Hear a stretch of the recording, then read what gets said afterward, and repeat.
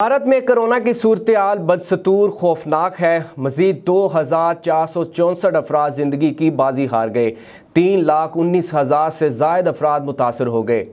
भारत में कोरोना की सूरत-ए-हाल बदस्तूर खौफनाक है। मजीद 2764 अफराद जिंदगी की बाजी हार गए।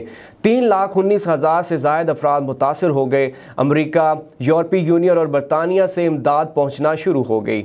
भारत में मुसलसल छठे रोज़ भी 3 लाख से जायद केसेस रिपोर्ट हुए, जबकि 2,764 अफराद हलाक हुए हैं। नई दिल्ली के अस्पतालों में जगह ख़त्म हो चुकी है। मरीजों को ऑक्सीजन नहीं मिल रही। कोरोना की खौफनाक सूरत हाल के बायस सेहत के हुकाम ने शहरियों को घरों में भी मास्क पहनने की हदायत कर दी। माहिरीन ने खदशा जाहिर किया है कि मई के वस्त तक रोज़ाना के केसेस 5 लाख तक पहुँच जाएंगे। आलमी इदारा सेहत ने भारत की सूरत हाल पर सख्त तशवीश का इजहार करते हुए ऑक्सीजन सिलेंडर्स और स्टाफ भेजने का ऐलान किया है।